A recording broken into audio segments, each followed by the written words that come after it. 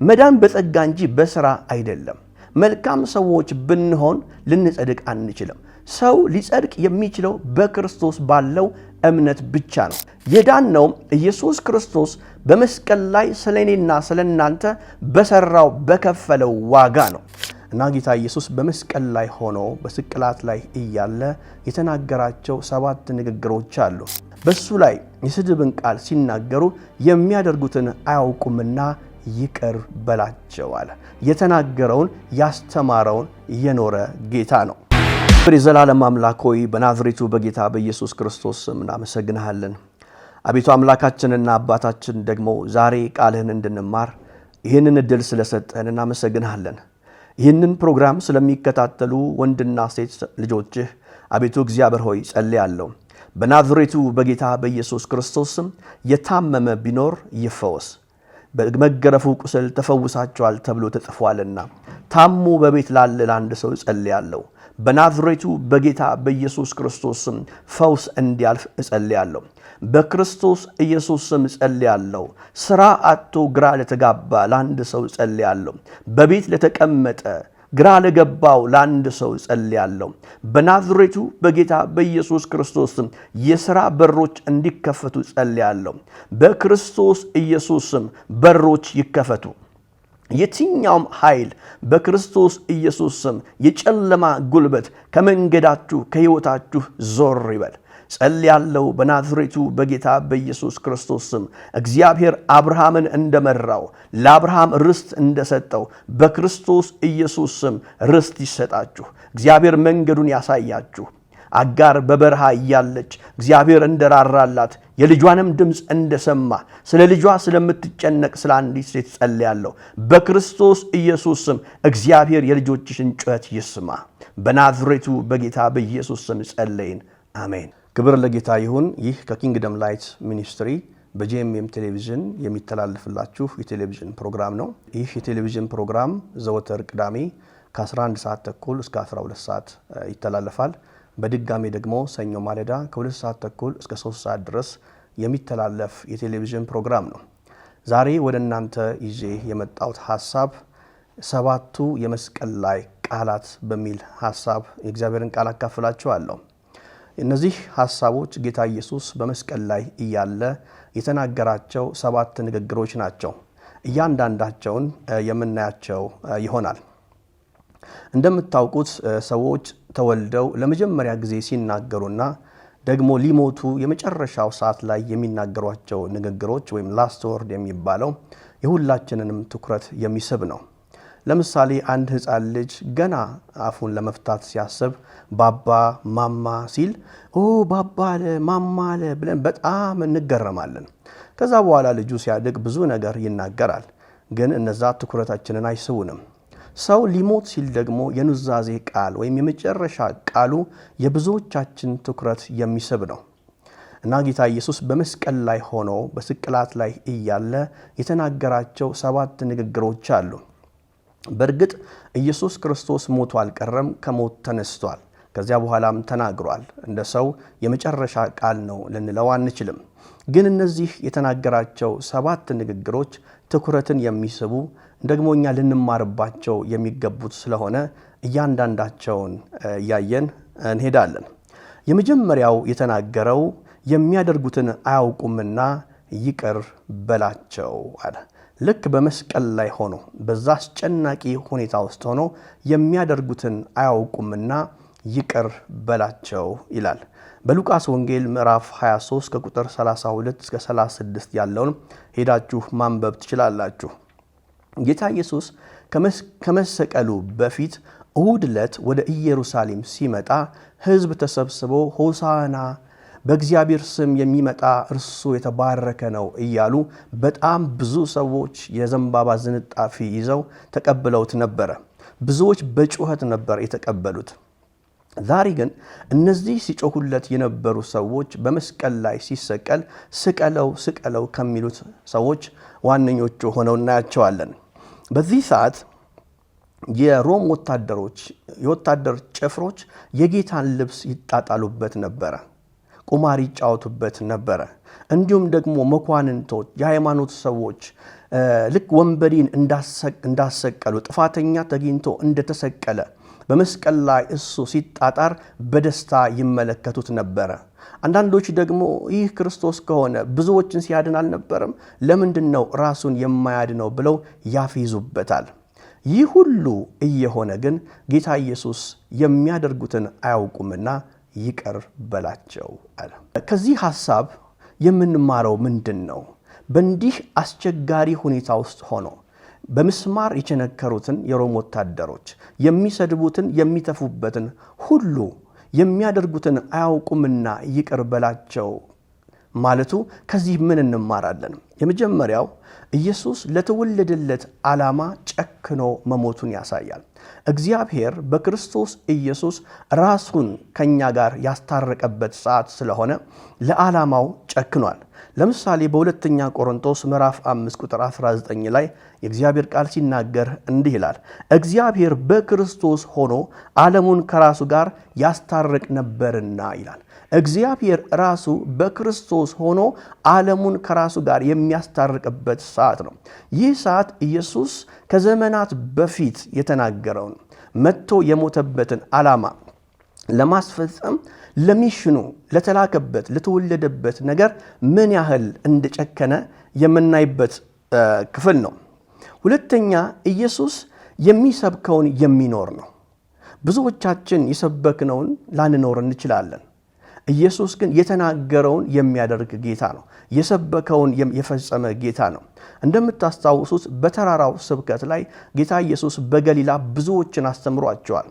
የተራራው ስብከት የሚባለው በማቴዎስ ወንጌል ምዕራፍ 5 እስከ 7 ያለው የመጽሐፍ ቅዱስ ክፍል ነው። በዚህ ክፍል ለምሳሌ በማቴዎስ ወንጌል ምዕራፍ 5 ቁጥር 44 ላይ እንዲህ ይላል፣ እኔ ግን እላችኋለሁ በሰማያት ላለ አባታችሁ ልጆች ትሆኑ ዘንድ ጠላቶቻችሁን ውደዱ፣ የሚረግሟችሁን መርቁ ብሎ አስተምሯቸው ነበር። ከመስቀል በፊት ጌታ ራሱ ያስተማረው ትምህርት ነው። እዛው ክፍል ላይ ደግሞ በዚሁ በማቴዎስ ወንጌል ምዕራፍ 5 ላይ እንዲህ ብሏል፣ ሙሴ ዓይን ስለ ዓይን ጥርስ ስለ ጥርስ ብሏል ይላል። ዓይን ያወጣ ዓይኑ፣ ጥርሱን ደግሞ የሰበረ ጥርሱን ይሰበር የሚል የሙሴ ሕግ አለ። እኔ ግን እላችኋለሁ አለ፣ ቀኝ ጉንጫችሁን ለሚመታችሁ ግራ ጉንጫችሁን ስጡት ብሎ ጌታ አስተምሯል። ዛሬ በመስቀል ላይ ሆኖ እነዚህ ሰዎች ሲዘባበቱበትና በሱ ላይ የስድብን ቃል ሲናገሩ የሚያደርጉትን አያውቁምና ይቅር በላቸው አለ። የተናገረውን ያስተማረውን የኖረ ጌታ ነው። በሶስተኛ ከዚህ ሐሳብ ላይ የምንረዳው ምንድነው? የሚያደርጉትን አያውቁምና የሚል ቃል አለ። እነኚህ ሰዎች ዓለማትን የፈጠረውን ጌታ፣ ከመስቀል በፊት ደግሞ የፈወሳቸውን ጌታ፣ ያበላቸውን ጌታ፣ ያስተማራቸውን ጌታ የሚሰቅሉበት ዋነኛው ምክንያት የሚያደርጉትን አያውቁም። ጳውሎስ ለጢሞቴዎስ ሲጽፍለት በአንደኛ ጢሞቴዎስ ምዕራፍ 1 ቁጥር 13 ላይ እንዲህ አለ፣ አስቀድሞ ተሳዳቢና አሳዳጅ አንገላችም ምንም ብሆን ይህን አደረገብኝ፣ ነገር ግን ሳላውቅ ባለማመን ስላደረኩት ምሕረትን አገኘሁ ይላል። ጳውሎስ እንደምታውቁት ኢየሱስ ክርስቶስን በደማስቆ መንገድ ላይ ሳያገኘው በፊት አሳዳጅ የነበረ ሰው፣ ክርስቲያኖችን ቅዱሳንን የሚያሳድድ ሰው ነበረ። ግን ይህንን ያደረግኩት አለ ባለማወቄ ነው። ሳላውቅ ስላደረግኩት ይህንን አለማወቄን እግዚአብሔር አይቶ ይቅር አለኝ ይላል። ለምሳሌ አንድ ያነበብኩትን ታሪክ ልንገራችሁ። አንዲት እናት አንድ ልጅ ብቻ ነበራት። አንድ ደግሞ ሰክሮ የሚያሽከረክር ሰው ልጇን ገጭቶ ይገልባታል እና ይህ ሰው ልጇን በመግደሉ በጣም ታዝናለች፣ ልትበቀለው ትፈልጋለች። እለት ተቀን እንቅልፍ የላትም። ሁሌ የምታስበው የልጇን ገዳይ ለመበቀል ነው እና ይህንን ስብከት ስትሰማ ኢየሱስ የመገባቸውን የፈወሳቸውን ሰዎች በመስቀል ላይ ሲሰቅሉት ይቅር እንዳላቸው የይቅርታውን ጥግ ስትማር በቃ የልጅን ገዳይ ይቅር እለዋለሁ ብላ አሰበች እና በዚህ ቃል እውነት ታክማ ልጇን የገደለውን ሰው ፖሊስ ጣቢያ ሄዳ ይቅርታ አድርጋለታለች። የእግዚአብሔር ቃል ኃይል አለው። የተሰበረን ልብ፣ ያዘነን ልብ ይጠግናል። ምንም እንኳን አስቸጋሪ ቢሆንም የደረሰባት ነገር ግን ክርስቶስ ከታላቅ ፍቅሩ የተነሳ የሰውን ልጆች የማረበትን ምሕረት አይታ ልቧ ተሸንፏል። ሁለተኛው ሐሳብ ጌታ የተናገረው እውነት እልሃለሁ ዛሬ ከኔ ጋር በገነት ትሆናለህ የሚል ቃል ነው። እውነት እልሃለሁ ዛሬ ከኔ ጋር በገነት ትሆናለህ አለው። ይህንን ቃል የምታገኙት በሉቃስ ወንጌል ምዕራፍ 23 ከ39 እስከ 43 ባለው ክፍል ላይ ነው። እንደምታስታውሱት ጌታ ኢየሱስ በሁለት ወንበዴዎች መካከል በሁለት ጥፋተኞች መካከል ነው የተሰቀለው። እሱ ጥፋት አላጠፋም። እነዚህ ሰዎች ግን ጥፋት ያጠፉ ሰዎች ናቸው እና አንደኛው እንዲህ ብሎ ተናገረው፣ አንተ እውነት ክርስቶስ ከሆንክ እኛንም ራስንም አድን አለው። ሁለተኛው ሰው ግን መልሶ እንዲህ አለው፣ አንተ እግዚአብሔርን አትፈራም ወይ? እኛስ በጥፋታችን ነው፣ ይህ ሰው ግን ምንም አላደረገም አለና ጌታ ሆይ በመንግስት ስትመጣ አስበኝ ብሎ ጌታ ኢየሱስን ተናገረው። ጌታም እንዲህ አለው፣ እውነት እልሃለሁ ዛሬ በገነት ከኔ ጋር ትሆናለህ አለው። ይህ ሰው የመጨረሻ ሰዓቱ ነው። ይህ ሰው ሰዓቱ አልቋል፣ ሊሞት ተላልፎ ተሰጥቷል። ግን በመንግስት ስትመጣ ዳግም በመንግስት ስትመጣ አስበኛል። በጣም የሚገርም ነው። ይህ ሰው በመስቀል ላይ ሆኖ እግዚአብሔርን ይፈራል። ጥፋተኛ ነው። የመስቀል ፍርድ የተፈረደበት ሰው ነው። ግን ተሰቅሎ እግዚአብሔርን ፈራለሁ አለ። አንተ እግዚአብሔርን አትፈራም ወይ? እኛ በጥፋታችን እኮ ነው እንዲሆን ነው። ይህ ሰው ግን ምንም አላደረገም ብሎ ሲናገር እንሰማዋለን። እና ጌታ ምን አለው? እውነት እውነት እልሃለሁ አለው። ዛሬ በኋላ ከሞት በኋላ ከኔ ጋር ትሆናለህ አለው። ለምሳሌ ከዚህ ጋር የምንማረው ነገር ምንድን ነው? አንደኛ መዳን በጸጋ እንጂ በስራ አይደለም። ሰዎች የፈለግነውን ያህል መልካም ሰዎች ብንሆን ልንጸድቅ አንችልም። ሰው ሊጸድቅ የሚችለው በክርስቶስ ባለው እምነት ብቻ ነው። ይሄ ሰውዬ ይህ ወንበዴ ቤተ ክርስቲያን ሄዶ አያውቅም። ከዛ በፊት አስራትም መባም ሰጥቶም አያውቅም። አማኝም አልነበረም። አስቸጋሪና ወንበዴ ሰው ነው። ግን በዛች ደቂቃና ሰዓት በክርስቶስ ኢየሱስ በማመኑ ምክንያት የዘላለምን ሕይወት ለማግኘት ችሏል። ዛሬ በገነት ከኔ ጋር ትሆናለህ አለው። ለምሳሌ መዳን በጸጋ ለሚለው ሐሳብ ኤፌሶን ምዕራፍ 2 ቁጥር 8 እስከ 9 ያለውን ቃል አንብብላችሁ። ጸጋው በእምነት አድኖናል እና ይህም የእግዚአብሔር ስጦታ ነው እንጂ ከናንተ አይደለም፣ ማንም እንዳይመካ በስራ አይደለም ይላል። ጸጋው በእምነት አድኖናል፣ ማንም እንዳይመካ በስራ አይደለም። የምንኩራራበት ስራ የለንም። የዳነው ኢየሱስ ክርስቶስ በመስቀል ላይ ስለኔና ስለናንተ በሰራው በከፈለው ዋጋ ነው። ሁለተኛ ከዚህ ጋር ተያይዞ የምናየው ሐሳብ ከሞት በኋላ ሕይወት አለ። አንዳንድ ሰዎች ከሞት በኋላ ሕይወት የለም ብለው ሊከራከሩን ይችላሉ። መጽሐፍ ቅዱስ ግን የሚነግረን ከሞት በኋላ ሕይወት አለ። ምክንያቱም ጌታ ለዚህ ጥፋተኛ ሰው ያለው ዛሬ ከኔ ጋራ በገነት ትኖራለህ አለው። በገነት ትሆናለህ አለው። ገነት አለ። ጳውሎስ በሁለተኛ ቆሮንቶስ ምዕራፍ 5 ቁጥር 8 ላይ እንዲህ አለ፣ ታምነናል፣ ይልቁንም ከሥጋ ተለይተን በስደት መኖር በጌታ ዘንድ ማደር ደስ ይለናል አለ። ከዚህ ሥጋ ተለይተን ብንኖር ከጌታ ጋር ብንኖር ደስ ይለናል አለ። ከዚህ ሥጋ ስንወጣ የምንሄድበት ስፍራ አለ። ሰው በክርስቶስ ከሆነ ወደ እግዚአብሔር ይሄዳል። ሰው በክርስቶስ ካልሆነ ግን የዘላለምን ሞት ይሞታል። ሶስተኛው በጣም የሚገርም ክፍል ነው የምነግራችሁ። እንግዲህ ሐሳቤን ተረድታችሁኛል። ዛሬ የማካፍላችሁ ቃል ኢየሱስ ክርስቶስ በመስቀል ላይ ሆኖ የተናገራቸውን 7 ንግግሮች ናቸው። የመጀመሪያው የሚያደርጉትን አያውቁምና ይቅር በላቸው የሚል ሲሆን፣ ሁለተኛው ደግሞ እውነት እልሃለሁ ዛሬ በገነት ከኔ ጋር ትሆናለህ የሚል ነው። ሶስተኛው ግን በጣም አስደናቂ ነው። አንቺ ሴት እነሆ ልጅሽ የሚል ነው። አንቺ ሴት እነሆ ልጅሽ። ስለ ማን ነው የሚያወራው? ስለ ማርያም ስለ እናቱ ነው የሚያወራው። እነሆ ልጅሽ ያላት ደግሞ ዮሐንስን ነው። የሚገርማችሁ ነገር ደቀ መዛሙርቱ ጌታ በሚሰቀልበት መከራ በሚቀበልበት ሰዓት ከእርሱ ጋር አልነበሩም። ጴጥሮስም ቢሆን በርቀት ነበር ሲከታተል የነበረው እንጂ በመስቀሉ ስር አልነበረም። በመስቀል ስር የነበረው ደቀ መዝሙር ዮሐንስና የኢየሱስ እናት ማርያም እንዲሁም ደግሞ ሌሎች ሴቶች ነበሩ። እነኚህ ሰዎች ማርያምን ጨምሮ ዮሐንስና ሌሎች ሴቶች ጌታ በሚደርስበት መከራ እያለቀሱ ከመስቀሉ ስር ነበሩ። ብዙዎች ክደውታል፣ ብዙዎች ትተውታል፣ ስቀለው ይላሉ። ብዙዎች የሮም ወታደሮች ያላግጡበታል፣ ይቀልዱበታል። የሃይማኖት ሰዎች ደስ ብሏቸዋል። ልክ ወንበዴ እንደሚያሰቅሉ ደስ ብሏቸዋል። ያበላቸው፣ ያጠጣቸው፣ የፈወሳቸው ሰዎች ደግሞ ስቀለው እያሉ ትዕይንት እንደሚያይ ሰው በመስቀሉ ፊት ቆመዋል። ማርያም እናቱ የጌታ እናት ማርያምና ዮሐንስ እንዲሁም ደግሞ ሌሎች ሴቶች ግን በቅርበት በመስቀሉ ስር ሆነው ያለቅሱ ነበረ። ጌታ በዚህ አስጨናቂ ሰዓት፣ በዚህ በጣር ሰዓት ስለ እናቱ ስለ ማርያም ያስብ ነበረ። እንዲህ አላት፣ አንቺ ሴት እነሆ ልጅሽ ብሎ ዮሐንስን አሳያት። አዎ በአስቸጋሪ ጊዜ ውስጥ ነው ያለው። አዎ በመስቀል ጣር ነው ያለው። ግን በዚህ ሁኔታ ውስጥ ሆኖ ስለ እናቱ ያስብ ነበረ። እኔ በጣም የሚገርመኝ ነገር ዮሴፍ በዚህ ሰዓት የለም። ዮሴፍ ጌታ ኢየሱስ ሲወለድና የተወሰነ ጊዜ ዮሴፍ እንዳለ እናያለን። በአገልግሎት ዘመኑና በዚህ በመስቀል ሰዓት ግን ስለ ዮሴፍ የተጻፈ ነገር የለም። አሁን አደራ እየተሰጠው ያለው ኢየሱስ እናቱን አደራ እየሰጠ ያለው ለዮሐንስ ነው። አንቺ ሴት እነሆ ልጅሽ።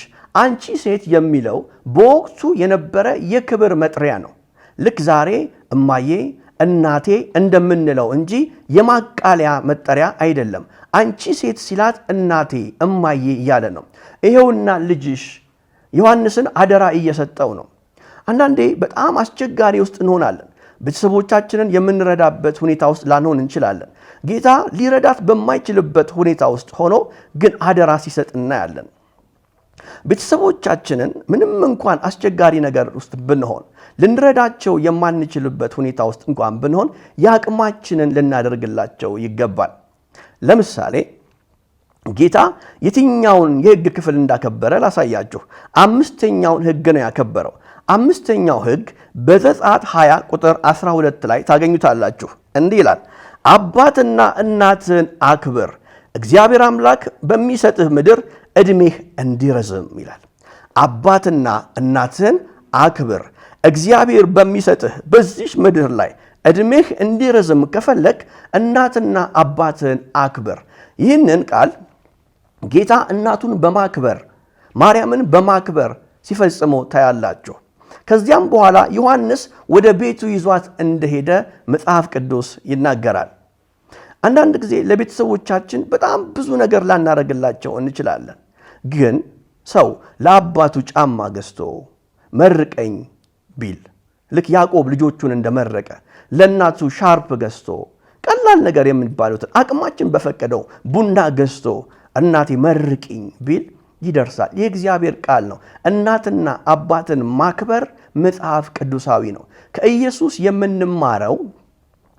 የምንማረው ይሄንን ነው። ማርያም በጣም አስቸጋሪ ሁኔታ ውስጥ ነበረች። ልጇ ምንም ሳያጠፋ ጥፋት ሳይኖርበት እርቃኑን በጥፋተኞች መካከል ተሰቅሎ አየችው። በመስቀሉ ስር ነበረች። ወገኖቼ ዛሬም እኛ በመስቀሉ ስር እንድንሆን ያስፈልጋል። ምክንያቱም ማርያምና ዮሐንስ ሌሎቹም የጌታን ድምፅ የሰሙበት ዋነኛው ምክንያት ከመስቀሉ ርቀው ስላልነበሩ ነው። በእግሩ ስር ስለነበሩ አንቺ ሴት እነሆ ልጅሽ ሲላት ይሰማት ነበረ። ዛሬም በመስቀሉ ስር ሆነን ስንጸልይ እግዚአብሔር ለልባችን ይናገረናል። እናትና አባትን ማክበር ከኢየሱስ እንማራለን። ከማርያም ሕይወት ደግሞ የምንማረው ብዙ ነገር አለ። አሁን በቤተ ክርስቲያን ስለ ዳንኤል ይሰበካል፣ ስለ አብርሃም ይሰበካል፣ ስለ ሙሴ ይሰበካል። ከነዚህ ሰዎች ሕይወት ብዙ ነገር ተምረናል። ግን ደግሞ ስለ ማርያምም ልንሰማ ይገባል። ከማርያምም ሕይወት የምንማረው ብዙ ነገር አለ። ማርያም እንደ እናት ከልጇ ጋር መሰደድን መርጣለች። ወደ ግብፅ ተሰዳለች። ብዙ ዋጋ ልጅ በማሳደግ ኢየሱስን በማሳደግ ብዙ ዋጋ የከፈለች እናት ናት። ለእናቶች ምሳሌ ትሆናለች፣ ለሴቶች ምሳሌ ትሆናለች። ለምሳሌ በአንድ ወቅት ስምዖን የተባለ አንድ እግዚአብሔር ሰው የእስራኤልን መጽናናት ይጠባበቅ ነበር ይላል በሉቃስ ወንጌል ምዕራፍ 2 ላይ ከቁጥር 28 ጀምራችሁ ማንበብ ትችላላችሁ። ምን አለ? ስምዖን የእስራኤልን መጽናናት ይጠባበቃል፣ ኢየሱስ ክርስቶስ እንደሚወለድ ይጠባበቃል እና ማርያም እና ዮሴፍ ሕፃኑን ኢየሱስን ወደ ቤተ መቅደስ ይዘውት እንደሄዱ ስርዓት ለመፈጸም መጀመሪያ የተወለደ ልጅ የሚደረግለት ስርዓት አለ በቤተ መቅደስ። ይህንን ስርዓት ሊፈጽሙ ወደ ቤተ መቅደስ እንደሄዱ በመንፈስ አውቆ ስምዖን ወደ ቤተ መቅደስ መጣ ይላል እና ኢየሱስንም አቅፎ ካየው በኋላ ብዙ ነገር ከተናገረ በኋላ ዛሬ በቃ ባሪያህን አሰናብት አለ።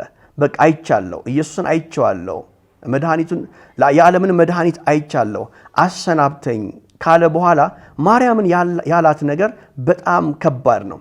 ባንቺ ነፍስ ሰይፍ ያልፋል አላት። ይሄው በሕይወቷ ሰይፍ አለፈ። ልጇ ኢየሱስ ክርስቶስ ምንም ሳያደርግ ወንጀል ሳይሰራ ስለፈወሰ፣ ስላስተማረ፣ ለሰዎች ስለራራ፣ ካለቀሱት ጋር ስላለቀሰ እንደ ወንበዴ ከጥፋተኞች ጋር መካከል ተሰቅሎ እርቃኑን ሆኖ የወለደችውን ልጇን አየችው። ከዚህ በላይ በነፍስ ውስጥ ሰይፍ እንደማለፍ የለም። በነፍሷ ሰይፍ አለፈ። እንግዲህ ከኢየሱስ ሕይወት ቤተሰብን ስለማክበር፣ እናትና አባትን ስለማክበር ተምረናል። አይ እኔ እኮ እናትና አባት የለኝም፣ ቤተሰብ የለኝም ለምንል ሰው ልክ እንደ ደጉ ሳምራዊ መሆን እንችላለን። ደጉ ሳምራዊ ምንድን ነው ያደረገው? አንድ ሰው በመንገድ ላይ ተመቶ ተደብድቦ ወድቆ ሲያይ ካህኑና ሌዋዊው ሲያልፉት፣ ይህ ሳምራዊ ግን አንስቶ ዘይትና ወይን በቁስሉ ላይ አስሮ እግሩ ላይ ጨርቅ ጠምጥሞ ምን ያህል ደግነት እንዳደረገለት ጌታ ኢየሱስ በቃሉ ነግሮናል። ስለዚህ ባልንጀራዬ ማን ነው ለምንል፣ ባልንጀራችን የሰው ልጅ ሁሉ ነው። ክርስቶስ የሞተው ለሰው ልጆች ሁሉ ነው። ኢየሱስ ለሰው ልጆች ሁሉ ጌታ ነው። ለሰው ልጆች ሁሉ ሞቷል። ስለ ሰው ልጆች ሁሉ ይመለከተናል። እና አይ የምረዳው ፋሚሊ የምረዳው ቤተሰብ የለኝም ካልን እስኪ አንድ የመጽሐፍ ቅዱስ ክፍል ላካፍላችሁ። በማቴዎስ ወንጌል ምዕራፍ 25 ከቁጥር 31 ጀምሮ ያለውን ቃል ስለ መጨረሻው ፍርድ የሚናገረውን ክፍል ላንብብላችሁ። የሰው ልጅ በክብሩ በሚመጣ ጊዜ ከእርሱም ጋር ቅዱሳን መላእክቱ ሁሉ በዚያን ጊዜ በክብሩ ዙፋን ይቀመጣል። አሕዛብም ሁሉ በፊቱ ይሰበሰባሉ። እረኛውም በጎቹን ከፍየሎቹ እንደሚለይ እርስ በርሳቸው ይለያቸዋል። በጎችን በቀኙ ፍየሎቹንም በግራ ያቆማቸዋል። ንጉሡም በቀኙ ያሉትን እንዲህ ይላቸዋል፣ እናንተ የአባቴ ብሩካን ኑ፣ ዓለም ከተፈጠረ ጊዜ ጀምሮ የተዘጋጀላችሁን መንግሥት ውረሱ። ተርቤ አብልታችሁኛልና፣ ተጠምቼ አጠጥታችሁኛልና፣ እንግዳ ሆኜ ተቀብላችሁኛልና፣ ታርዤ አልብሳችሁኛልና፣ ታምሜ ጠይቃችሁኛልና፣ ታስሬ ወደ እኔ መጥታችኋልና። ጻድቃንም መልሰው ይሉታል፣ ጌታ ሆይ ተርበህ አንተን መቼ አበላንህ? ወይስ ተጠምተህ አንተን መቼ አጠጣንህ? እንግዳ ሆነህስ አይተን መቼ ተቀበልንህ? ወይስ ታርዘህ አይተን መቼ አለበስንህ? ወይስ ታመህ ወይስ ታስረህ አይተን መቼ ወደ አንተ መጣን? ንጉሡም መልሶ እውነት እውነት እላችኋለሁ ከሁሉ ከሚያንሱት ከነዚህ ወንድሞቼ ለአንዱ እንኳን ስላደረጋችሁ ለእኔ ያደረጋችሁ ይላቸዋል ይላል። እነኚህ ሰዎች ጻድቃን ናቸው። በፊቱ ሲቆሙ በመጨረሻው በፍርድ ዘመን በጌታ ፊት ሲቀርቡ እንዲህ አላቸው፣ ተርቤ አብልታችሁኛል፣ ተጠምቼ አጠጥታችሁኛል፣ ታርዤ አልብሳችሁኛል፣ ታስሬ ጠይቃችሁኛል፣ ታምሜ መታችሁ አይታችሁኛል ሲላቸው መቼ አየንህ? መቼን ያለበስን አሉት። ከነዚህ ከታናናሾች ለአንዱ ያደረገ ለእኔ እንዳደረገ ነው አለ።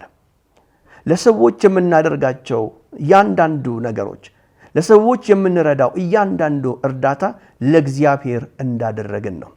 የእግዚአብሔር ቃል ሲናገር እንዲህ ይላል፣ ለድሆች የሚሰጥ ለእግዚአብሔር ያበድራል ይላል።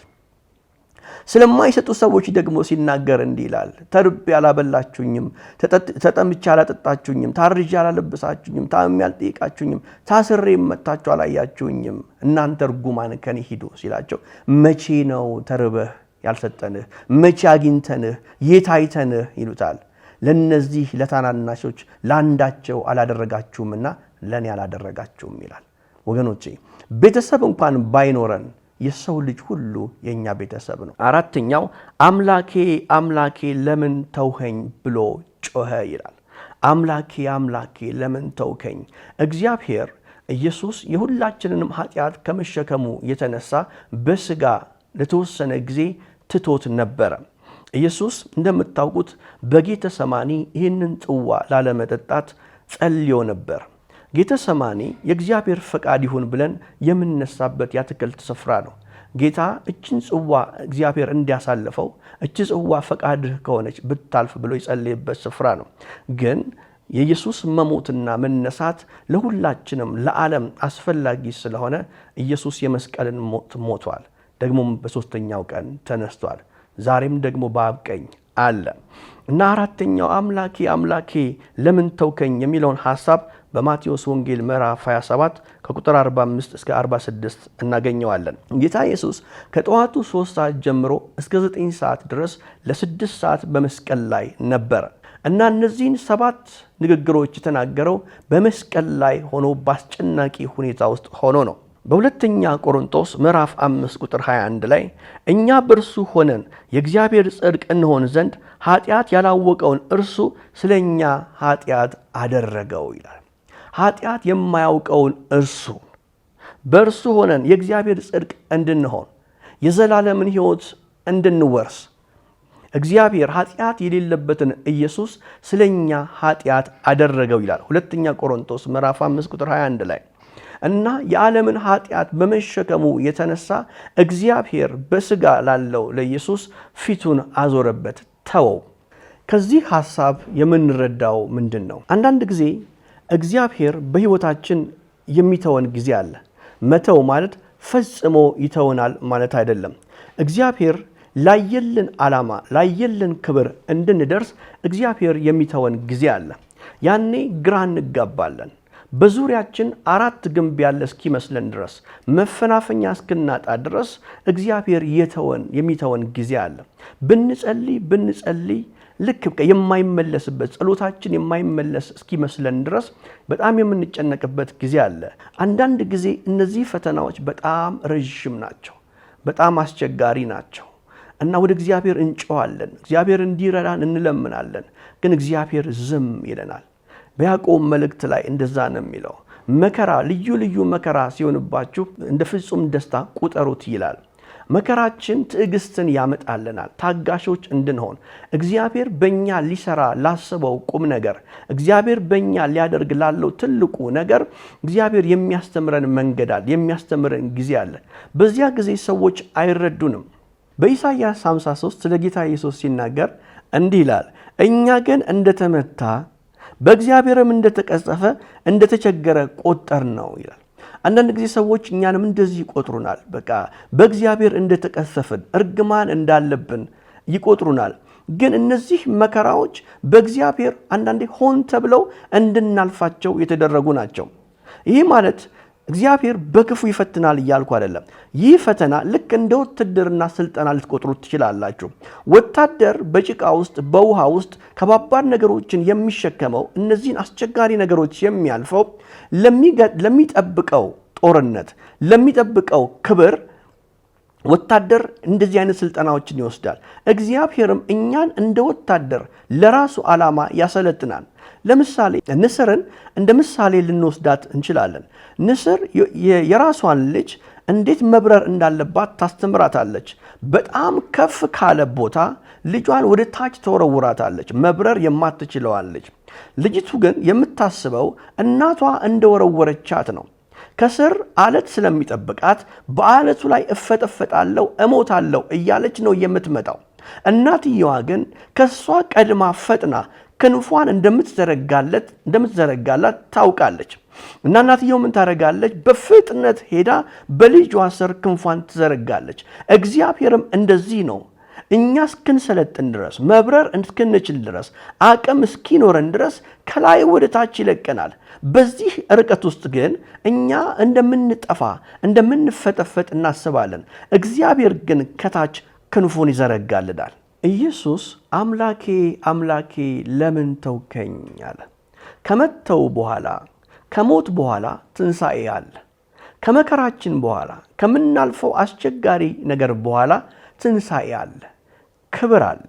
አምስተኛው ተጠማሁ ነው ያለው። ተጠማሁ። እስኪ የዮሐንስ ወንጌል ምዕራፍ 19 ቁጥር 28ን እናንብበው። ከዚህ በኋላ ኢየሱስ አሁን ሁሉ ነገር እንደተፈጸመ አውቆ የመጽሐፉ ቃል ይፈጸም ዘንድ ተጠማሁ አለ። ምን እንዲፈጸም? የመጽሐፉ ቃል ይፈጸም ዘንድ ተጠማሁ አለ። ይህ የሕይወትን ውሃ የሚሰጥ ጌታ እንደምታስታውሱት በዮሐንስ ወንጌል ምዕራፍ 4 ላይ ለዛች ለተጠማች ሴት የሕይወት ውሃ ምንጭ መንፈስ ቅዱስን የሚሰጥ የሕይወት ውሃ ወንዝ የሆነ ኢየሱስ በመስቀል ላይ ሆኖ ተጠማሁ አለ። ዓለማት በክርስቶስ ተፈጥረዋል። ኢየሱስ ወንዞችን ፈጥሯል። ኢየሱስ ውሃን ፈጥሯል።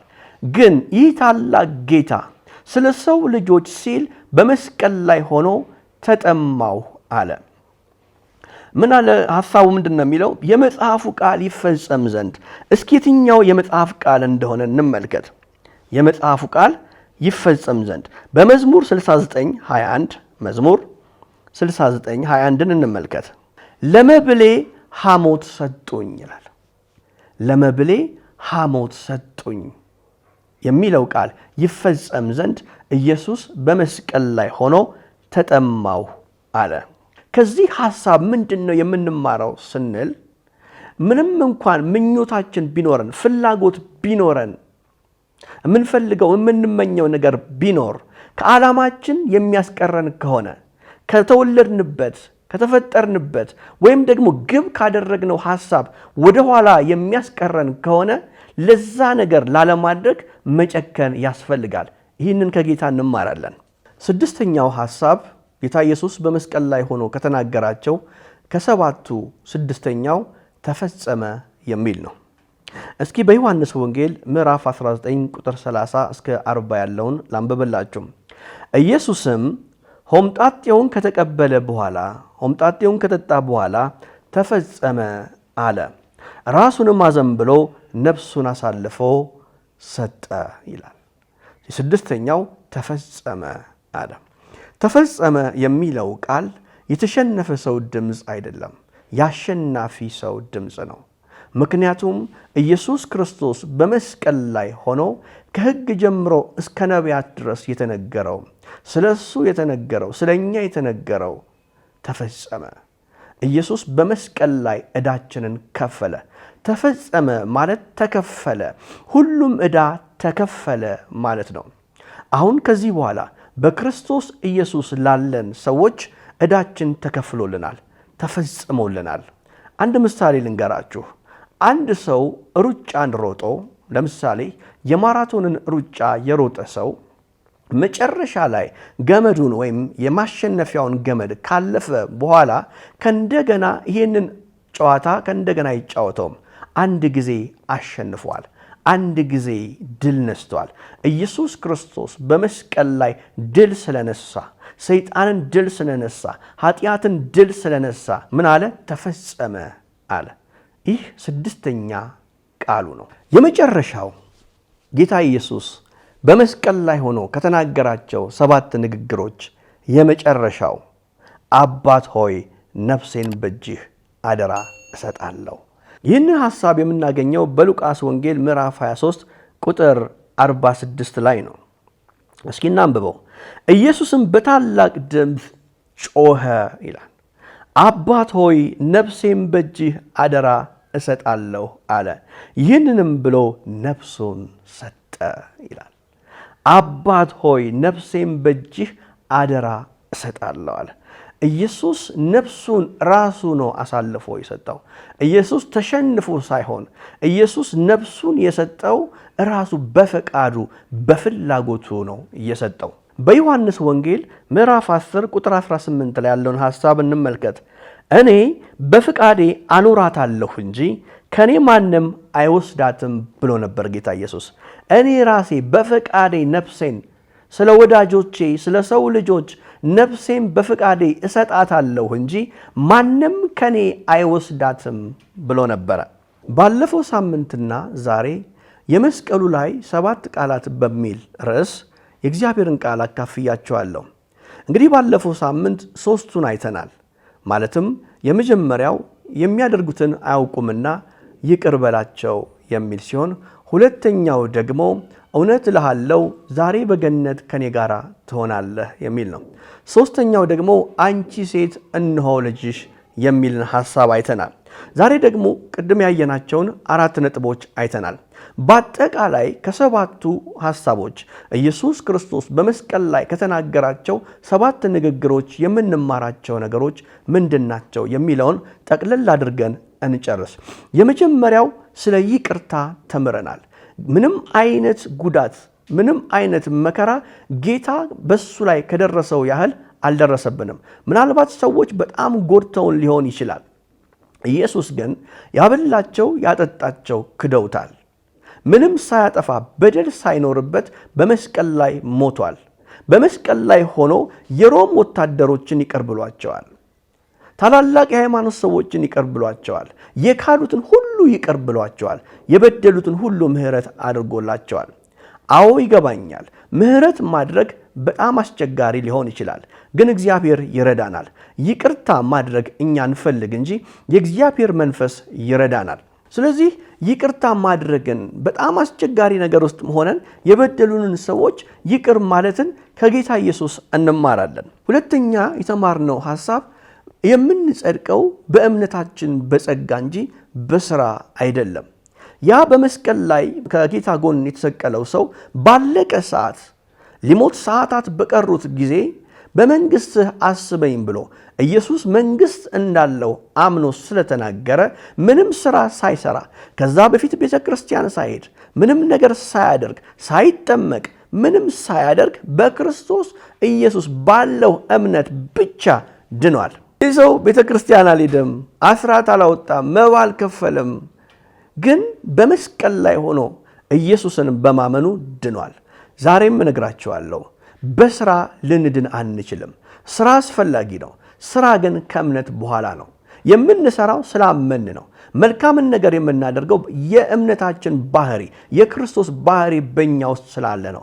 የምንጸድቀው ግን ኢየሱስ ክርስቶስ እንደሞተ በሦስተኛው ቀን እንደተነሳ ደግሞ ወደ አብ እንዳረገ እንደሚመጣ በማመናችን ብቻ ነው የምንድነው።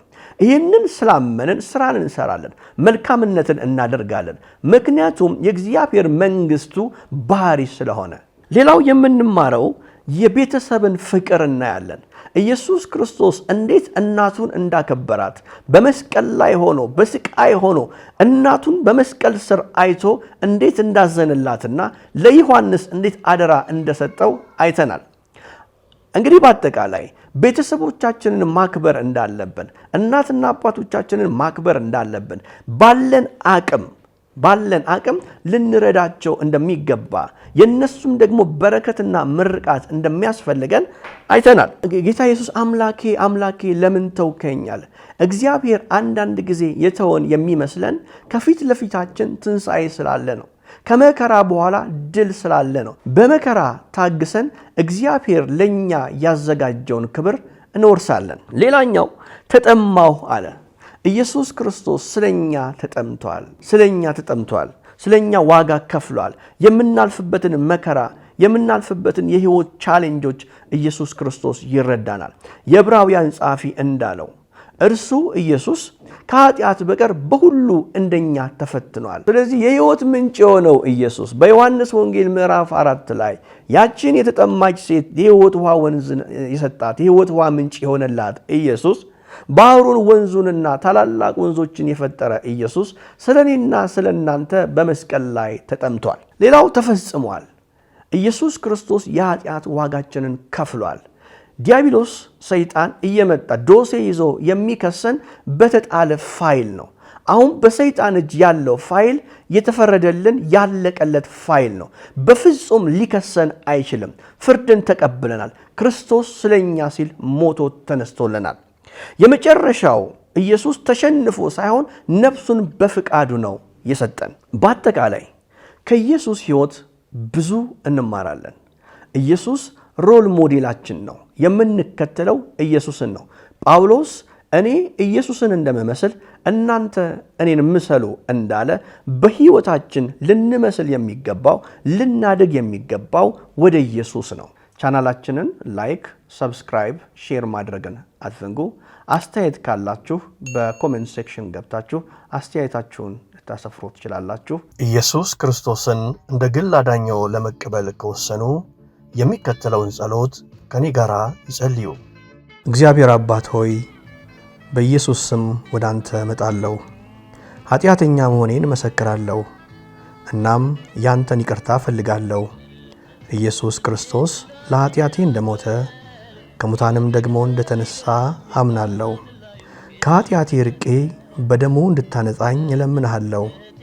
ጌታ ኢየሱስ ሆይ ወደ ልቤ ግባ፣ አዳኝና ጌታዬ ሁነኝ። በቅዱስ መንፈስህ ሙላኝ። በየቀኑ ላንተ እንድኖር እርዳኝ። ስላዳንከኝ አመሰግንሃለሁ። በኢየሱስ ክርስቶስ ስም አሜን። ትርፉ ሞት ነው ተወንድሜ፣ አያዛልቅ ባጢአት መዋኘት።